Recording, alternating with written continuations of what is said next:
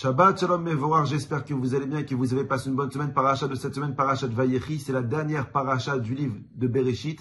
À partir de la semaine prochaine, si Dieu veut, nous allons attaquer le livre de Shemot et nous allons encore découvrir, si Dieu veut, Moshe Rabbeinu, l'esclavage en Égypte, etc. Dans la paracha de cette semaine, la Torah nous dit Vayechi Yaakov Beret Mitzrayim. Yaakov Avinu, il a passé 17 ans de sa vie en Égypte. Yaakov Avinu, il sait comme quoi il va pas tarder à mourir, et il appelle Yosef, et il demande à Yosef de lui amener ses enfants afin de les bénir. Yosef en Égypte, il a eu 2 enfants, il a eu Ephraim et Ménaché, et il demande à bénir les enfants de Yosef, et que toute la bracha, que nous allons bénir nos enfants tous les Shabbats, que toute la bracha, elle passe à travers les enfants de Yosef, Ephraim et Ménaché. Yosef, il lui amène ses enfants. Alors, il avait 2 enfants. Il avait Ménaché qui était l'aîné, il avait Ephraim qui était le deuxième.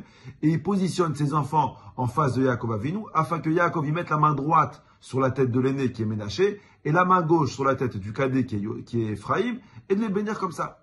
Et la Torah nous dit, je pense que vous connaissez tous l'histoire, Sikel et Yadav. Qu'est-ce que Yaakov il a fait? Il a inversé les mains. Il a mis la main droite sur la tête du petit Ephraim, et il a mis la main gauche sur la tête du petit Ménaché. Et Yosef, quand il voit ça, il dit à son père, papa, mais tu te trompes. C'est pas comme ça qu'il faut les bénir. Il faut mettre la main droite sur la tête du grand et la main gauche sur la tête du petit. Yosef Hatzadik, il a fait toute sa vie extrêmement attention de ne jamais faire de différence entre les enfants. Pourquoi? La Gemara, elle dit, comment ça se fait que les frères de Yosef, ils ont détesté leur frère Yosef? Comment ça se fait qu'ils l'ont tellement détesté qu'ils l'ont vendu en Égypte? La Gemara dit, la raison, elle est simple. Parce que Yaakov, il préférait Yosef des autres 11 enfants. Et cette préférence, elle a créé une animosité dans la maison et de la jalousie. Et c'est pour ça que la Gemara dit, faites très attention de ne jamais faire de différence entre les enfants. Alors je sais comme quoi dans chaque famille, il y a toujours un préféré, il y a toujours le petit gentil, le petit mignon, etc. Ne faites pas de différence entre les enfants pour pas créer de la jalousie dans la maison. Et la Gemara dit, toute la jalousie qui a été créée dans la maison de Yaakov, c'est parce que Yaakov, il a fait l'erreur de faire une différence entre Yosef et les autres frères. Il fallait voir tout le monde au même niveau. Maintenant, Yosef, 22 ans plus tard, même plus, 37 ans plus tard, Yosef, il voit que Yaakov, il refait encore la même erreur qu'il a produit chez lui. Yaakov, il refait la même erreur avec ses petits-enfants qu'il a produit avec ses enfants. Il voit comme quoi encore, il inverse les mains, il met la droite sur la tête du petit et la gauche sur la tête du grand. Maintenant, en faisant ça, le grand qui est l'aîné, il va se sentir lésé. Donc, ça peut créer une jalousie envers le petit. Yosef, il voit ça, il n'est pas d'accord. Il dit à son père, papa, c'est pas comme ça qu'on fait. Papa, tu as déjà fait l'erreur. Ne récidive pas, ne refais pas la même erreur. Ne fais pas de différence entre les enfants. L'aîné, il doit avoir la main droite et le cadet, il doit avoir la main gauche. Et Yaakov, il s'entête et il dit à son fils, Yadati ben Yadati, je sais ce que je fais. Rabotaï, chaque année, on se pose la question. Quoi, Yaakov, il n'a pas appris de ses erreurs. Tu peux perdre une fois ta carte, tu peux perdre 2 fois la carte, mais tu ne peux pas faire à chaque fois la même erreur.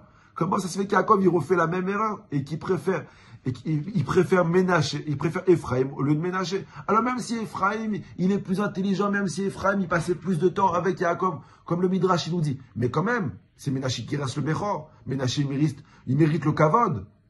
Il y a un rab qui s'appelle le Degel Machane Ephraim, qui donne une très belle réponse. Il dit en fait, Ephraim et Ménaché, c'est beaucoup plus compliqué, ça représente beaucoup plus que de simples prénoms. En fait, Ephraim et Ménaché, ce sont des émotions. Et regardez ce qu'il dit. Quand Yosef, il a appelé son fils Ménaché, c'était une période de sa vie où Yosef, il préférait oublier. Nachaniel, il préférait oublier tout son passé. Yosef, il a tellement souffert qu'il voulait oublier. Et Ephraim, c'est une période de sa vie où il a commencé à réussir parce qu'il est devenu vice-roi d'Égypte et que toutes les portes s'ouvraient devant lui.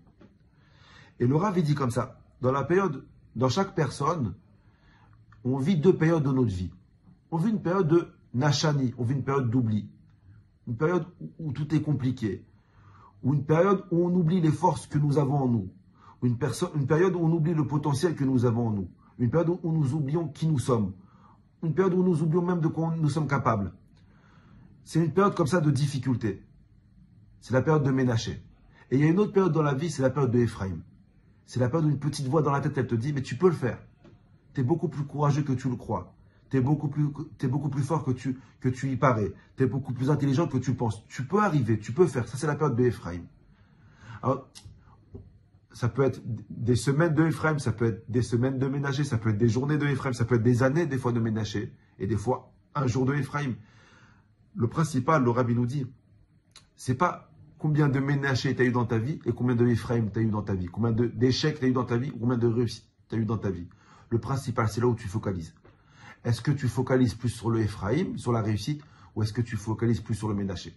En mettant la main droite sur la tête de Ephraim et la main gauche sur la tête de Ménaché, Yaakov, il a voulu dire à ses enfants, je sais comme quoi vous allez avoir deux périodes dans votre vie. Je sais qu'en chaque personne, il y a un peu de Ménaché, il y a un peu de Ephraim. Mais le principal, c'est pas ce qui t'arrive. Le principal, c'est là où tu focalises. Alors, mets ta main droite, mets tes yeux constamment sur le Ephraim, sur ce que tu as réussi dans ta vie. Alors oui, il ne faut pas oublier le Ménaché. Parce que sans Ménaché, sans échec, il n'y aura jamais de Ephraim. On doit mettre la main gauche sur le Ménaché. Mais le principal, c'est le Ephraim. Et une personne qui arrive à se concentrer sur ce qui va dans sa vie, alors Becha et Israël, il mérite toutes les brachot. Shabbat shalom, à la semaine prochaine.